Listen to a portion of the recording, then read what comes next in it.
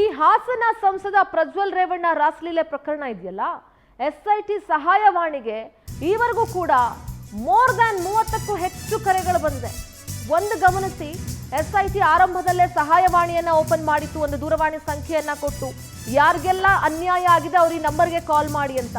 Hassan case ಹೊರತುಪಡಿಸಿ ಬೇರೆ ರಾಜ್ಯಗಳಿಂದಲೂ ಕೂಡ ಕರೆ ಬಂದಿದೆ. ದೌರ್ಜನ್ಯಕ್ಕೊಳಗಾದ ಸಂತ್ರಸ್ತೆಯರು ದೂರನ್ನ ನೀಡಬಹುದು ಅಂತ SIT ಈ ಹೆಲ್ಪ್ ಲೈನ್ ನಂಬರ್ ಅನ್ನ ಓಪನ್ ಮಾಡಿತ್ತು. SIT ಸಂಪರ್ಕಿಸಿ ತಮಗಾದ ದೌರ್ಜನ್ಯದ ಬಗ್ಗೆ ತಿಳಿಸಬಹುದು ಅಂತ ಹೇಳಲಾಗಿತ್ತು. ಅವರು ಹೇಳಿದ ಸ್ಥಳಕ್ಕೆ ತೆರಳಿ ಮಾಹಿತಿಯನ್ನ ಸಂಗ್ರಹಿಸೋದಕ್ಕೆ ಈಗ SIT ಸಿದ್ಧವಾಗಿದೆ. ಗುರುತು ಮಾಹಿತಿ ವಿಷಯದಲ್ಲಿ ಗೌಪ್ಯತೆಯನ್ನ ಕಾಪಾಡಲಾಗುತ್ತೆ, ಅದು ಆದ್ಯ ಕರ್ತವ್ಯ ಕೂಡ ಹೌದು. ನೇರವಾಗಿ ಅಧಿಕಾರಿಗಳನ್ನೂ ಕೂಡ ಸಂಪರ್ಕ ಮಾಡೋದಕ್ಕೆ SIT ಅವಕಾಶವನ್ನ ಮಾಡಿಕೊಟ್ಟಿತ್ತು. 30ಕ್ಕೂ ಹೆಚ್ಚು ಕರೆಗಳು ಬಂದಿದೆ. ಹಾಸನ ಕೇಸ್ ಅಷ್ಟೇ ಅಲ್ಲ, ಬೇರೆ ಬೇರೆ ರಾಜ್ಯಗಳಿಂದಲೂ ಕೂಡ ಕರೆ ಬಂದಿದೆ. ಎಲ್ಲೆಲ್ಲಿ ಸಂತ್ರಸ್ತೆಯರಿದ್ದಾರೆ ಅವರೆಲ್ಲರೂ ಕೂಡ ಕರೆ ಮಾಡಿದ್ದಾರೆ. ನಮ್ಮ ವಿಶೇಷ ಪ್ರತಿನಿಧಿ ಅರುಣ್ ನ್ಯೂಸ್ ಡೆಸ್ಕ್ನಿಂದ ನೇರ ಸಂಪರ್ಕದಲ್ಲಿ ಜಾಯ್ನ್ ಆಗಿದ್ದಾರೆ.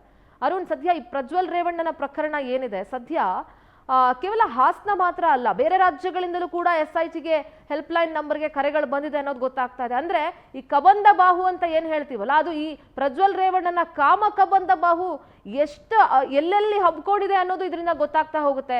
SIT ಮಾತ್ರ ಇದನ್ನ ಬಹಳ ಗಂಭೀರವಾಗಿ ಪರಿಗಣಿಸಿದೆ ಅಂತ ಅನ್ಸುತ್ತೆ.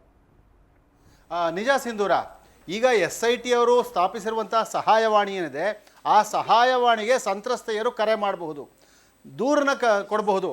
ಅವರು ಯಾವ ಸ್ಥಳದಲ್ಲಿ ಎಲ್ಲಿಗೆ ಯಾವ ಸಮಯದಲ್ಲಿ ಬರಕ್ಕೆ ಹೇಳಿದ್ರು SIT ಅಧಿಕಾರಿಗಳ ತಂಡ ಅಲ್ಲಿಗೆ ತೆರಳಿ ಅವರಿಂದ ಮಾಹಿತಿಯನ್ನು ಸಂಗ್ರಹಿಸ್ತಾರೆ. ಜೊತೆಗೆ ಗೌಪ್ಯತೆಯನ್ನು ಕೂಡ ಕಾಪಾಡಿಕೊಳ್ಳಲಾಗುತ್ತೆ. ಇದು ಮುಖ್ಯ. SIT ಸ್ಪಷ್ಟವಾಗಿ ಹೇಳ್ತಾ ಇದೆ, ಗೌಪ್ಯತೆಯನ್ನು ಕಾಪಾಡಿಕೊಳ್ಳಲಾಗುತ್ತೆ. ಯಾಕಂದರೆ ಇದುವರೆಗೂ ಸಂತ್ರಸ್ತೆಯರು ಪ್ರಜ್ವಲ್ ರೇವಣ್ಣ ಎಷ್ಟು ಜನರನ್ನ ಲೈಂಗಿಕವಾಗಿ ಶೋಷಣೆ ಮಾಡಿಯೋನೋ ಇದುವರೆಗೆ ಒಂದು ಲೆಕ್ಕನೇ ಸಿಗ್ತಾ ಇಲ್ಲ. ಕೆಲವರು 400 ಅಂತಾರೆ, ಕೆಲವರು 1000 ಅಂತಾರೆ, 2000 ಅಂತಾರೆ, ಗೊತ್ತಿಲ್ಲ ಎಷ್ಟು ಸಂಖ್ಯೆ ಆಗಿದೆಯೋ.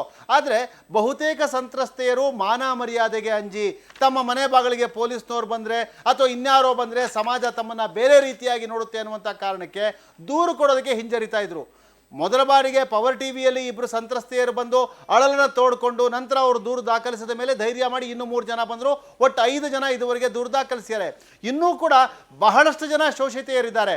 ಅವರು ಕೂಡ ತಮಗಾಗಿರುವಂಥ ಅನ್ಯಾಯನ ಹೇಳ್ಕೋಬೇಕು, ಆದರೆ ಮಾನ ಮರ್ಯಾದೆ ಪ್ರಶ್ನೆ. ಹಾಗಾಗೇ ಈಗ ಅಂಥವ್ರಿಗಾಗಿನೇ SIT ಅವರು ಸಹಾಯವಾಣಿಯನ್ನು ಸ್ಥಾಪನೆ ಮಾಡುವಂಥದ್ದು. ಅದಕ್ಕೆ ಅವರು ಧೈರ್ಯವಾಗಿ ಬಂದು ಹೇಳ್ಕೋಬಹುದು. ಓಕೆ, ಧನ್ಯವಾದ ಅರುಣ್ ತಮ್ಮೆಲ್ಲ ಮಾಹಿತಿಗಾಗಿ.